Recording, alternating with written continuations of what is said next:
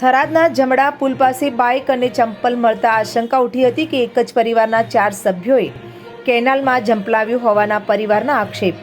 પતિ પત્ની, બાળક અને અન્ય એક મહિલા કેનાલમાં પડ્યા હોવાની ફાયર ટીમને માહિતી મળતા દોડધામ મચી હતી.